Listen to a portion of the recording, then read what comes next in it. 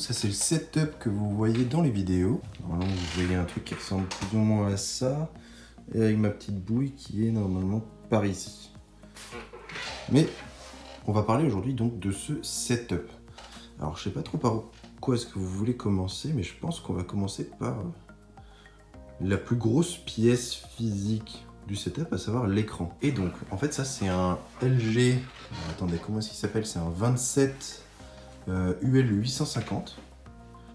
Donc c'est un écran de 27 pouces comme vous pouvez le voir. Enfin, vous pouvez pas forcément le voir, mais bon. Vous voyez en comparaison un MacBook Pro 13 pouces juste à côté, qui est...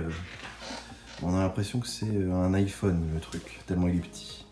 Donc ça c'est un écran donc 27 pouces 4K avec un écran mat, vous pouvez voir. C'est pas un écran brillant, j'ai fait le choix de l'écran mat puisqu'il y a une fenêtre qui est juste à côté ici. Et donc c'était plus agréable pour pouvoir travailler tout au long de la journée. Je me suis offert ça en début d'été. En début d'été, oui, il y a un mois et demi.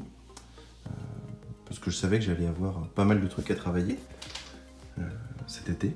Et en fait, du coup, ce qui est vachement cool, c'est que tu peux partager l'écran en deux et avoir des pages complètes sur chaque moitié de l'écran. Donc je vais vous montrer, par exemple. Tac. Donc oui, voilà l'exemple. Donc du coup, tu vois que tu as deux pages complètes sur chaque moitié d'écran et ça reste vachement agréable à lire. Parce qu'en gros, tu as deux 13 pouces qui sont côte à côte. Donc c'est super sympa. Au niveau du confort visuel, c'est carrément autre chose. Qu'est-ce qu'il y a d'autre à vous dire sur cet écran? Oui, alors ce qui est super cool aussi, c'est que personnellement, comme je vous l'ai déjà dit, j'ai un MacBook Pro 13 pouces. Et donc en gros, j'ai choisi cet écran parce que il y a une connexion par USB-C et Thunderbolt. Du coup, ce qui permet d'avoir qu'un seul fil qui est connecté au MacBook. À savoir que c'est par les prises USB-C qui sont sur le côté. Et en plus, ça recharge l'ordinateur de la même manière. Donc j'ai juste besoin de brancher mon ordi, alors l'écran à l'ordi, et c'est parti quoi. C'est parti et je suis jamais embêté, j'ai pas besoin de l'enlever de là pour le charger. En passant sur l'ordi, alors du coup lui c'est un MacBook Pro 13 pouces sans touch bar. Sans touch bar. Il a les RAM de base, donc ça doit être du 8 Go. Et j'avais juste fait une augmentation du stockage. Et donc on est à 512 Go de SSD. Donc voilà, c'est à peu près tout au niveau de l'ordinateur qui est intéressant. Si, autre chose qui est super cool. Alors ça, je l'ai acheté il y a 5-6 mois. C'est la Logitech MX Master 3. Donc j'avais une autre souris avant qui est ici, qui est une vieille Dell. Elle est très sympa, hein. Mais quand tu passes 10 heures par jour sur ton ordinateur, c'est vrai que tu commences à fatiguer du poignet, fatiguer des doigts. Et je vous ferai une vidéo si vous voulez un petit peu plus en détail dessus. Mais c'est carrément super. En plus, ça te permet de garder les mêmes gestes que sur Mac. Donc à savoir, vous savez, les trois doigts vers le haut pour changer de page. Et les balayages à gauche et à droite. En fait, vous le faites en appuyant sur le bouton ici. Alors, attendez, tac, allez, et on a la même chose ici. Donc c'est carrément top. Au niveau audio, j'ai des Bose 700. Je crois que c'est comme ça que ça s'appelle. Bose 700 Noise Cancelling. Alors ça c'est vraiment super. Pour écouter de la musique, je m'en sers quand je travaille, que ce soit en BU ou même ici quand il y a des travaux dans la rue, c'est pas forcément très agréable.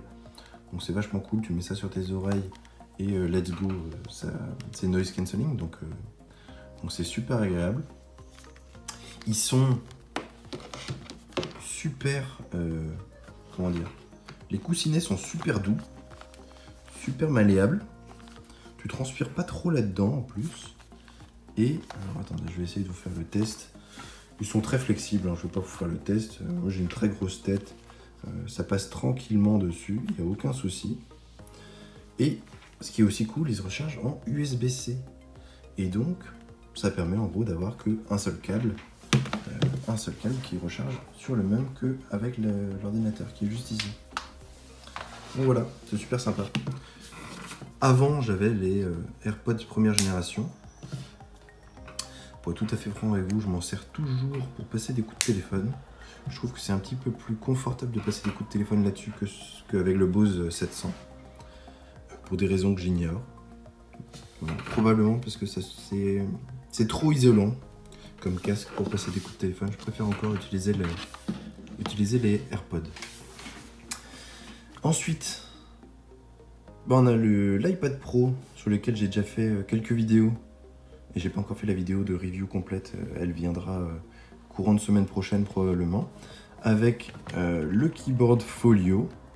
J'ai toujours pas trouvé de justification pour acheter le Magic Keyboard à 350 € et vu ce que j'en fais, comme je suis principalement à taper sur cet ordinateur-là plutôt que sur l'iPad Pro qui reste, globalement un outil de création de contenu, donc des vidéos YouTube sur lesquelles je fais le traitement en fait sur l'iPad Pro.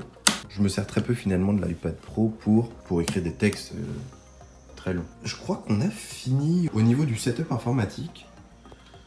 Après là, je pense que vous avez vu pour les amateurs de photographie, je me suis offert un petit Leica M9 avec un 28 mm Elmarit f2.8. Donc forcément, si vous n'êtes pas amateur de photos, ça vous dit absolument rien. Avec mon joli cactus. Et là, il y en a 3. Un autre ici, et un troisième qui était juste ici, qui lui a pris un coup de chaud. J'ai pris un coup de chaud la semaine dernière. Et sinon c'est tout. Voilà, une jolie petite montre. Si vous êtes intéressé, une Tag Heuer Carrera. Si vous êtes fan de montres, n'hésitez pas à me le dire. Et une Omega Chronostop Driver Watch, parce que vous voyez que le midi est à 3h. Voilà pour le setup. Pour vous annoncer un petit peu ce qui va se passer sur la chaîne maintenant. Ce que je compte faire, donc c'est toujours des vidéos sur le setup informatique, sur ce que je trouve bien dans l'iPad Pro, etc. Et je compte également faire des vidéos un petit peu à la Ali Abdaal pour ceux qui suivent YouTube, des youtubeurs anglo-saxons.